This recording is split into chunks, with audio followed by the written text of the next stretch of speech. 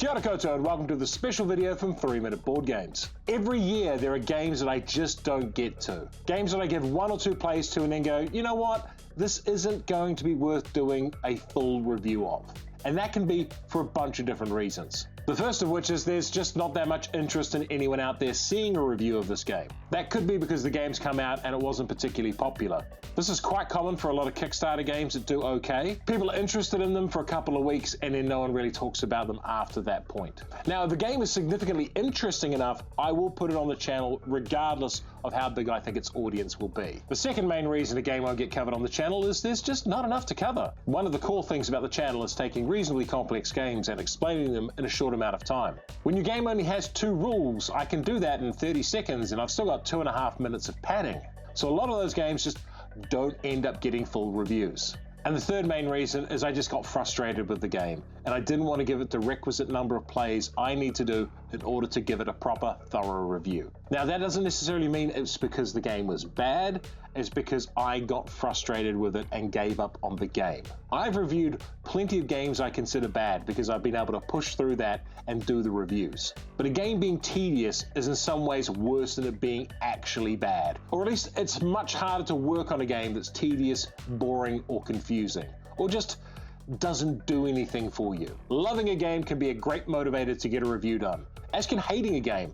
Being indifferent about a game, now that's hard work.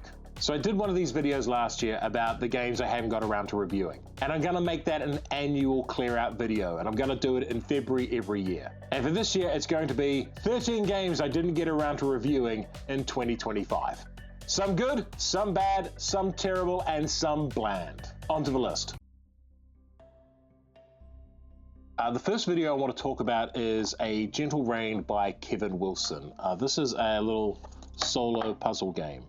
And I'm going to put up a game of it and just have it on screen, but it's about tile placement. It's a tiny little box game, and it comes with a stack of tiles, and you're trying to place these and match them up. And it's a funny game, not because it's anything dramatic or unusual, but because of the state of mind you get into playing. It's described as a meditative game, and I kind of snickered at that when I first saw it, but then I just started playing the game and checking out the puzzle and trying to solve it, trying to match up these things as you're going along and to get the best outcomes. And you end up in this state of almost no mind, thinking through the puzzle. And yeah, it can be a real zen experience. I kind of dig it. It's kind of hard to replicate when you're on camera. But if you pick this game up and you just want an activity, something to clear your brain before you have something more complex to do, or to clear your mind of the day's troubles before you decide to go to bed, it's really neat. I've used it a couple of times when I've been a little bit worked up, and I just put it down on the table and I've played through, and by the end of it, I'm just relaxed. It's like a belly breath for your brain, and it packs away into a nice small little box. The rules are super simple. That's why it's not getting covered on the channel. There's just not really enough to it, but it's good and fun and puzzly, but not complex and not the kind of brain game that makes you go, yeah. It's just, you let your brain spin up. It's like having its little turbo going while you're doing the puzzle. And yeah, it's really cute, really pretty game. And I recommend it to solo gamers or anyone who just wants something nice and relaxing to do. That's A Gentle Rain. This is a game I bought for myself, and it isn't a review copy. So this is a game I'm also keeping. This is one of the games that's going to stay around. I still haven't got around to teaching Stephanie how to play it, but I think she'll absolutely love it. Anyway, it's a neat, different sort of meditative solo game. Packs away into a box like that. Looks great. Next up, we have Chronicles of Crime from Lucky Duck Games. And this is a game I played a long time ago, and pretty much when it first came out. And I was quite ambivalent about it. I was playing it with a group, and that was possibly one of the problems, because there's this thing where you have these little glasses. Now, this is all app-enabled, and you're supposed to put these glasses onto your phone kind of thing and look at a phone in 3D, look at a crime scene. and the person who was doing that wasn't particularly good at describing what was going on, so it was a slightly frustrating experience. But I picked up the game secondhand a little while ago to give it another go, and this was okay. The 3D images and stuff were okay. It makes it almost impossible to do a 3-minute board games review of it, because we do stop motion photography, and it's really hard to get across how the 3D thing works in this game without actually, showing it to someone. It's a very hard thing to demonstrate. But that wasn't why I decided not to review this in the end. The reason I decided not to review this one in the end is what I call Monkey Island logic. That's harkening back to the old Monkey Island point-and-click adventure games, which had a whole bunch of wacky puzzles in them. And it's the idea that you have to be on the same wavelength as the person who wrote the scenario. You have to know what they're thinking. So in one of the very first cases in here, there's a great example of that. They're looking around the crime scene. I saw what looked like blood splatter on the floor. And the way the game works is you take different cards and you interact with their QR codes with the person. So I pulled up liquids and the crime scene person, and basically said, crime scene person, can you look at the liquids on the floor? And he was like, there's no liquids on the floor. I was like, what? But there's blood. Looks like blood on the floor. I mean, and then I found that, actually there's a specific blood card on the floor. And to me, that irked me no end, because how did I know exactly that it was blood until it was tested? Like, stuff can look like blood, but it could be fake blood. And the game assumed that you would look at that on a little screen and go, that looks like blood, that must be blood. As opposed to, can someone confirm that this is blood? Which is how my brain would think. I see red stain on a floor. I don't immediately go, oh, that's human blood of the victim. I go, that looks like it could be blood. Someone needs to test to see if that's A, human blood, because it could be animal blood or something put there, and B, whose blood it is. And the game is full of those little things where if you get the wrong thing specifically, it penalizes you a little. And it drove me up the wall no end, because I was clearly out of tune with what the writer was thinking. There was one case where I had solved, I knew exactly what had happened, but I couldn't find the right combination of cards to articulate that to the app, to go, actually, I know this person's responsible for the crime, and I know why they've done it, but I haven't unlocked the specific evidence that you want to show that in the game. And that's frustrating for me.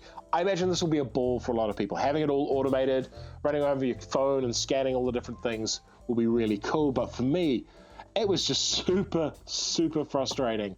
And yeah, a great example of that, what I call that Monkey Island logic, where either you're in sync with what the writer is doing, in which case the cases will progress, or the one thing you'll notice in the game is how frustratingly out of tune you are with the writer.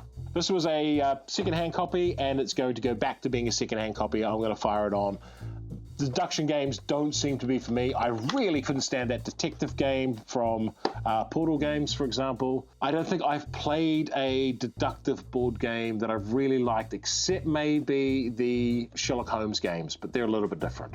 And that said, those are very much Monkey Island logic games. You have to have the right leaps of logic there as well. I know there's something to be said for Android and its style of your character has a hunch and you place evidence to sort of prove your hunch. We probably need more Columbo-style murder mystery games where we know who the killer is and we've just got to catch them, rather than deductive ones. Because deductive ones, once you've played the scenario once, there's no reason to play it again.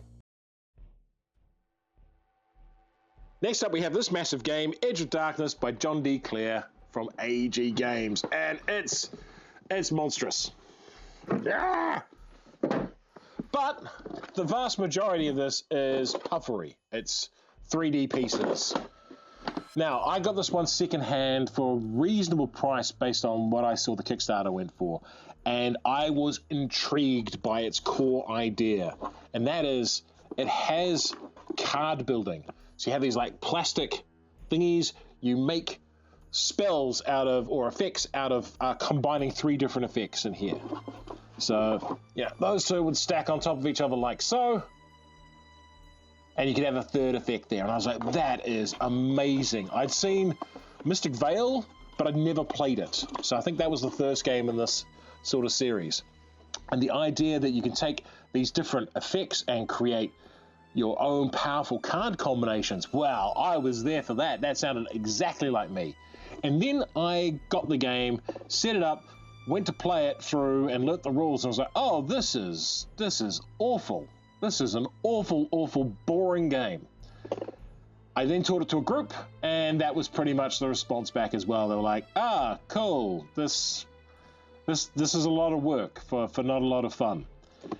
And the main gripe was that you're building these cards, but they go into a central display area. They go into an area where everyone else can draw and bid them. If someone uses one of your cards, you get a boost and stuff, but you're essentially crafting cards to make them desirable for other people. And if it comes around to you and you get to use your card, that's cool, but if someone else uses it, that's cool too. And that just isn't particularly interesting to me. The idea I wanted was crafting combos and spells on one card, so you'd have 3 different effects. But in this, you put the cards down and you can activate one bit from one spell and then go to another and then back up and dub. There's very little reason for the card crafting to really exist in this game. It doesn't add a damn thing. It's just another card drafting tower defensey type game where you draft cards and you're trying to save the city from attack. So if you play the best cards, you win. It's a cooperative feeling game, but it's a competitive game. Oh, and they have all this stuff about the different factions in the game and how interesting and unique they are, and they play exactly the same. There's absolutely no difference. You also have this massive, massive stack of these. But the reality is there's only 40 effects, and you tend to only play with, I can't even remember, 8 or 10 of them at once, maybe 12. 3 days later. Yeah, only 10. Only 10 cards, so you're buying from 10 possible combinations. So it's a little bit like Dominion in that way, but I got into this thinking there was some neat card crafting stuff to be done, but it turned out to be a cooperative feeling, competitive tower defense game that felt like Dominion, but that the cards were going along a conveyor belt in the middle and you could buy them. I don't know what to say. So yeah, Edge of Darkness. I bought this one secondhand. I'm going to sell this one back to someone. Probably going to get it at quite a nice price too. So if you're in New Zealand and you do like the idea of Edge of Darkness and you want to get a copy of it, get in touch. Next up, we have Garden Rush by Kai Mansell from Space Cowboys. Kai is a New Zealand-based designer, and he sent me this as a review copy. Garden Rush is a 2-player drafting and set collection game. What happens is you have different types of vegetables coming down the central line, you draft them into your garden, and then you combine sets of them to score points. Now there's some other fun stuff in here involving the tools in the garden, but basically it is you draft and you try to place things in the right place to score points. Garden Rush is a pretty good 2-player game. It very much feels like a couples game night kind of game, where there is competition, but none of it's too direct and none of it's too aggressive. There's some fun decision points in it, and it's perfectly pleasant, but it's also just not quite fancy enough or not quite great enough for me to want to put on the channel. It fits into that place where it's not quite complex enough to need a video, and it's not quite big enough to demand one. But I pretty much can't say anything bad about the game. It does have one particularly fantastic feature though, and that's that the game board wraps around the box. So you actually have, for a small box game, quite a good sized board, and I think that's genius. It's got your little scoring reminders and stuff down here, and the draft track in the middle. So the whole thing just nicely tucks away like that, and I think that's pretty clever. But yeah, Garden Rush, it's fine. It's a perfectly good little game. I'm not sure if I'll keep this one though. Stephanie wasn't that into it. She thought it was okay, but yeah, she would probably prefer to play other games. Still thought it was a bit of an Azul Duel though. So there's that. Next up, we have Glimstone Grab from Cheeky Parrot Games. Now, Cheeky Parrot are a local New Zealand-based publisher, and they send me a bunch of games over the years. We still have quite a few of them as well. They tend to focus on small box, family-friendly games. Like Horde is just a great little family-friendly game. It's probably their best seller, and it's a neat little game. I've played that with with Steph's mother, and she adores it. And yeah, played with a whole variety of people. They make nice family-friendly games. The thing is, they're probably only available in New Zealand and I think parts of Australia, so you wouldn't have a hard time picking them up in the US or Europe. And that's a big reason why I don't tend to do reviews on them. Only about like 6% of my audience is from Australia and New Zealand, so advertising a game that 95% of people or 94% of people can't get to, it's probably not the best thing to do. That said, Glimstone Grab really surprised me. I don't care for the art. I don't care for the art style at all, and it kind of put me off the game for a while. Now, I have a thing where I tend to get my testers in, and they look at the shelf and they decide what to get, and most of them are like, don't know about that one. But when we finally set it up and got to see what the puzzle of the game is, it's quite clever. So you've got these two rings around the outside, and one character moves one way and the other character moves the other way. And as they move, they pick up gemstones. Now, the gemstones are a finite resource, and there's event cards that are going to be taking them away from you. You also need gemstones to free kids from the trolls if they get captured. And the kids are going to get captured through the course of the game. The kids also represent your health points. So if all the kids get captured, you're out of the game. The cool trick here is you can only really spend these tokens when you've managed to maneuver your characters so they're aligned. And that doesn't happen all over the board. So you're moving around based on color picks. So you pick one color and you move to the next one and you pick up a gemstone. So you've got to try to align it precisely to spend those gems when you need them to defeat the trolls in the middle. And so yeah, after kind of pushing it off because I thought the art was a little bit too kiddie for me, and we sat down and played it, I thought, actually, this is a good game. This is a great puzzle. And I think it's the kind of one that would work really well for some solo gamers. So if you are in the market for a solo lightweight puzzle, a spatial puzzle dealing with colors and patterns, it will be a good time for you. So yeah, Glimstone Grab was my runner-up for New Zealand Game of the Year this year. It was definitely the New Zealand Game of the Year that surprised me the most. Like, the difference between looking at the lid and then sitting it down to play it and feeling the gameplay was quite massive. And the gameplay in here, pretty good. So yeah, I'll be keeping this one for a while, I think. It will join our collection of other family-friendly Cheeky Parrot games. Next up, we have Lost Lumina by Dranda Games. Now, this is a two-player head-to-head game. It's got elements of drafting and area control in it. So you start off with a pool of 20 cards. At the start of the game, you'll take turns drafting cards. You'll pick 2 cards, choose one to keep and one to give your opponent, and they'll repeat that process until you run out of 20 cards. Then you'll take those 10 cards and you'll play through the game with them. The positives of Lost Lumina is it does achieve what it sets out to do, and that's make a fast-paced area control game with card drafting. The downside is I don't think I felt like I was making any particularly riveting or exciting decisions through the course of the game.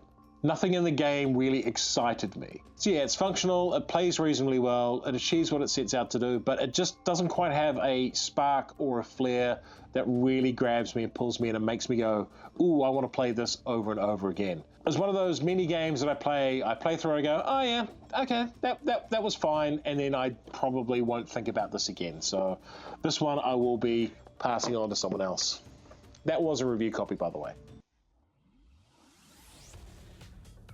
Next up, we have Micro Macro Crime City from Pegasus Spiel. Now, this is a game I did buy for myself, and I'm just going to get the stuff out here. Oh, and I also picked up a much better magnifying glass for it. It tells you how much I care about the game. It's really this giant map. It is this giant, insanely detailed map. Hey, this thing's huge. Absolutely massive and detailed. And this game is all about these cases where you're told something is happening on this map. And it's super detailed, and there's these, it's quite hard to explain, but things are happening in different places at different times. So you can find someone walking along the street at one point wearing a hat. Then you follow them to the next spot and they're not wearing a hat. And you're like, oh, why aren't you wearing your hat? And you look back and you can see that someone's taken their hat off. And you solve crimes by sort of looking at the details of where everything is and figuring out who did what to whom. And it has 20 odd cases. I've solved half of them. I've still got some more to do on this one, and I understand there are like 4 or 5 other boxes that do the same thing. And it's neat.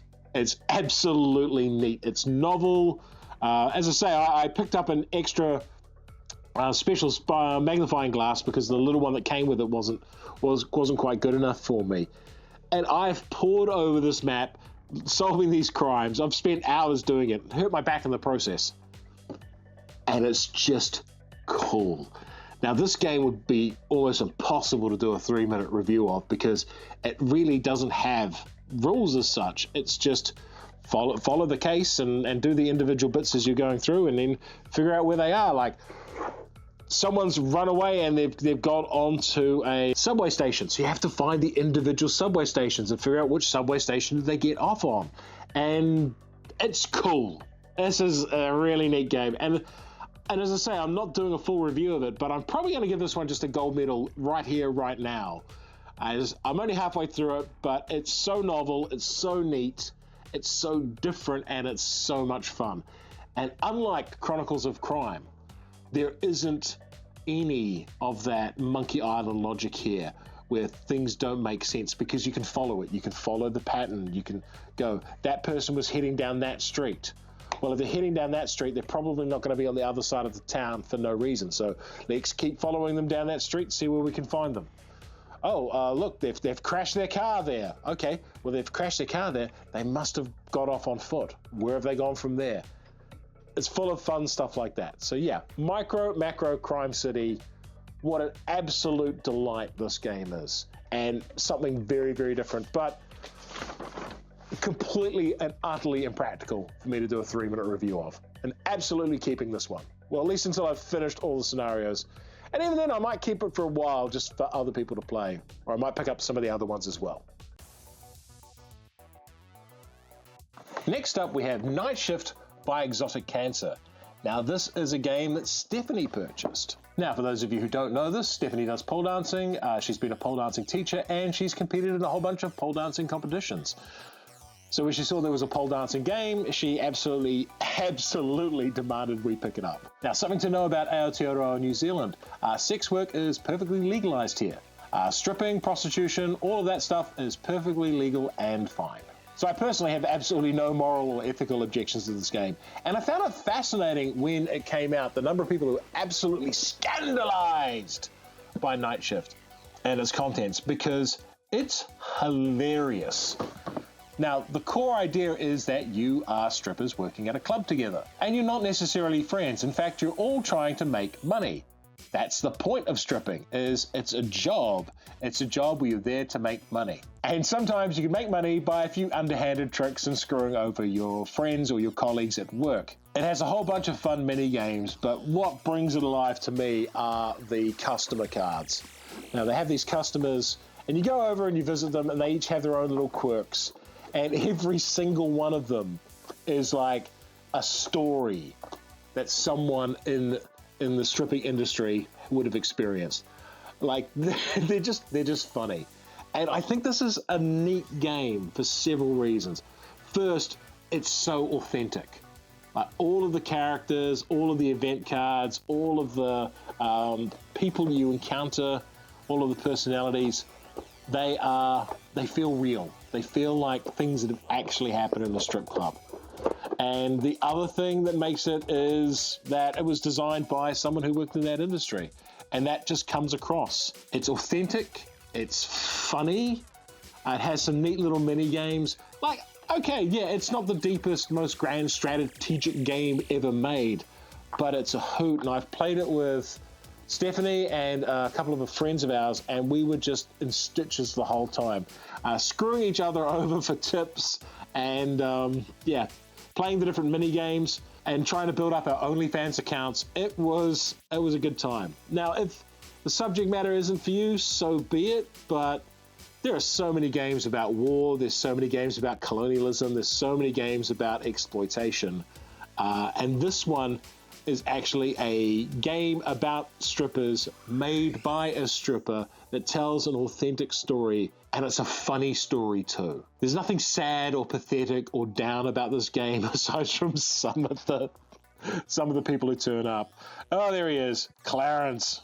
Yeah, great time. So the main reason I didn't review this one is Stephanie originally wanted to do the review herself, but her life has just got very, very busy with work and she just never got around to it. So we really wanted to do a video on this just after it came out, but yeah, life got in the way. So unfortunately, we weren't there to put out a bit more of a positive message about this game compared to some of the negativity that came out about it. And yeah, I think that's a bit sad that this game got poo-pooed by some people. And from what I gathered, they also didn't seem to play the game particularly well or read the rules or, yeah, just basically lied about the game for reasons. And I find that fascinating, that the idea of women making a game about stripping is so antithetic to you that you have to make up lies about the game in order to bring it down. Very, very weird behavior from some people out there. It's another game I've contemplated giving a gold medal to. I'm not sure if I will, but it is very similar in vibe to another Australian game called Roll Camera. Now, that game had a very authentic, lighthearted spin on the movie-making industry. And this game does the same thing for the stripping industry. It peels back what that industry is about and makes it a riot while doing it. And I think that's cool. We need more games with different perspectives. And Exotic Cancer, she certainly has a unique perspective on things. So yeah, why not? Let's give this one a gold medal game. I've thoroughly enjoyed this, and we are keeping this in the permanent collection, and it's become one of Stephanie's top 10 games almost immediately. She loves it. Next up is Pave by Frostflame. Now, this is another New Zealand company. Now, Pave is an abstract game, and the goal is that you're trying to connect your line across the table uninterrupted to the other side of the table. And your opponent is trying to stop you from doing that. They're trying to complete their own line across the other side of the table. One of the cool things about this game is it does have a 3D element to it, so you can change what these things do, placing on top of them. This is a cool little puzzle game. Main reason I haven't covered this one is it's New Zealand only. I've had a copy of it for years now, and I finally just got around to going, you know what, I just need to talk about it. I don't even know if they're still making it, because the first company that designed this, they went out of business. It was designed in collaboration with a retail store, and that retail store is long gone, or a wholesaler, or whatever you call them. Pave is a cool little abstract game. And I think it's one of those games that if you like the look of what I'm putting up here with the graphics and if you can see the gameplay being interesting, you should definitely go check it out and dig deeper into the game. There's not much point me doing a full review of it because, again, I'm not sure how widely available it is. And it's a small local New Zealand abstract game. You know, the general audience out there demanding a review of Pave is pretty small, but I'm going to keep my copy. Because I have played this a good dozen times and I have enjoyed it. Stephanie enjoys this one as well. We just haven't played it much recently. Next up, we have somewhat of a mercy killing, and that is The Pursuit of Happiness. I picked this game up a long time ago, intending on reviewing it on the channel. Something like 2018. It has sat on the to review pile for 8 years, and I just need to admit that I'm never going to do it, that there's no incentive to do it anymore, and that I just need to move the game on. Now, I've done all the work required to do a full review of The Pursuit of Happiness. I've played it through at least 5 times, and yeah, I've got a pretty good understanding of the game. And it's a puzzling one for me because I kind of like it and I loathe it at the same time. I've played this game and had a lot of fun with it, but I've also had one of the most miserable experiences in board game history playing this thing. And it all comes down to what you're dealt at the start of the game as your goal. And one game I got dealt this goal, and it meant that all I cared about was making money and dying with a bunch of stuff. And my character, in order to win the game, I had to play this person who had no friends, no interests. They just wanted all the things. And their idea of winning was dying young with lots of money. And I just hated it. I hated playing that character. I feel like the whole thing of The Pursuit of Happiness it should be about you picking a goal that you want to do and then seeing how you manage it. Because what the Pursuit of Happiness does is it can trap you into things where you're like, oh, okay, I really want to do this thing, but I need to get a job, and then that uses up all my time, and I need to have a family. And it's all about taking your valuable time resources and draining them and making you go, I have no freedom. I have to work, and then I have to do that, and I know, oh, I've got one spare time. I guess I'll go to a book club. It's so depressing to play.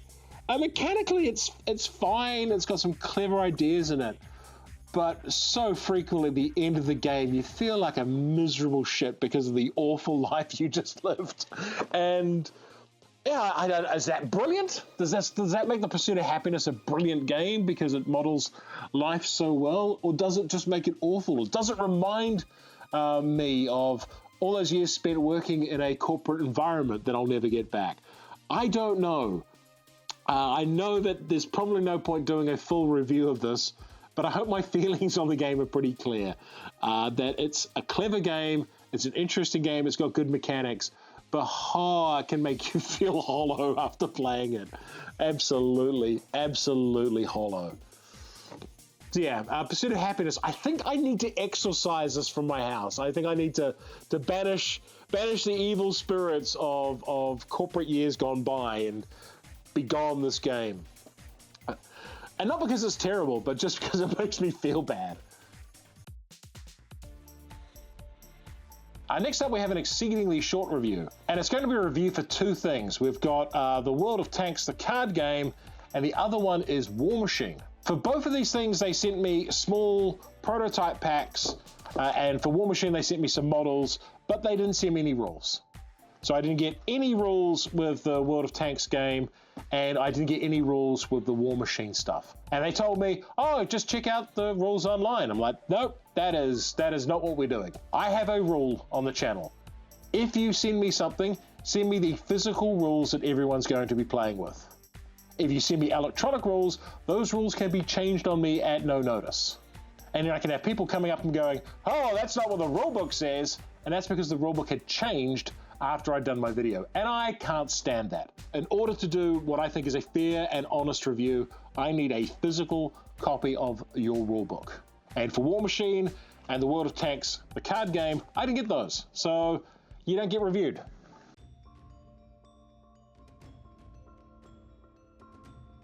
And last, and almost least, Weirdwood Manor. Now, Weirdwood Manor is a game that I backed on Kickstarter. And if you know me, you know I don't back a lot of games on Kickstarter, and certainly not anymore. Over the last 10 years, I think I've backed 25 games on Kickstarter.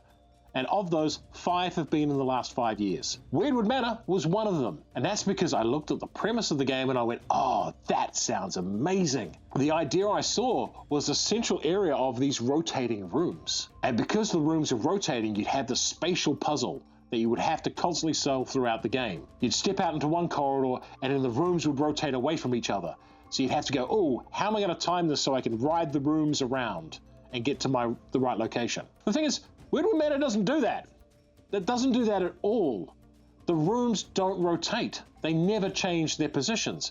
There are corridors around that change, but the rooms adjacency to each other's don't. And that felt like such a missed opportunity to me. Literally the reason I backed the game was I thought it was going to do one thing, and it turns out, nope, that is not how the game works.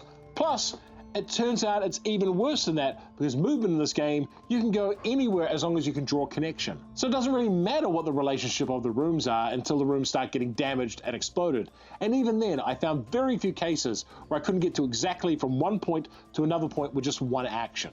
2 actions at most, because you can go around and you can go through rooms. So what I thought was going to be this fascinating spatial puzzle wasn't. Then I actually started playing the game after that initial disappointment and finding out that it's a very convoluted game. It's a co-op with a ton happening, and a lot of it just feels like busy work. And I would muddle through, and it took like 3 hours for me to play through a solo game, and I play through fast. I'm a very quick player of board games. I pick rules up quickly, and I play through games quickly. I wouldn't be able to do this channel if I couldn't. and I was grinding on Weirdwood Manor. There were just so many little phases, so many niggly little things. The game looks fine, it's got some cool stuff happening in it, but it's just too much. It needs an editor. And I just kept feeling as I was playing that this wasn't worth the effort I was putting in. I wasn't getting the pushback from the game, the intellectual stimulation back from the game compared to the amount of effort I was putting in moving stuff around. It was a lot of busy work, but not a lot of thinking work happening. And that really, really let me down. As I say, I backed a game on Kickstarter. I don't do that. Just about all the things I've backed in the last 5 years, aside from this and Alien Pet Shop, have been expansions for games I already own, or new versions of old games. And yeah, I took a punt on Weirdwood Manor, and I'm quite disappointed. I'm very much going to get rid of it. I got the full deluxe version. It looks all particularly nice and everything. The product looks great. Like, the board looks styling, the art is great, all the cards are great, the production values are through the roof, but the gameplay just very disappointing. So there we have it. Those are my games that I did not review in 2025. It's a real mixed bag. There's some real good stuff in there. 2 gold medal games. There's a whole bunch of disappointments. There's some meh, and there's some just disappointing things that I didn't get to review because they weren't in a reviewable state. And as always, 3 Minute Board Games does not do paid content. Keep us independent by supporting us on Patreon. And if you have any thoughts or feelings on these games, let me know in the comments. And until next time, take care, everyone.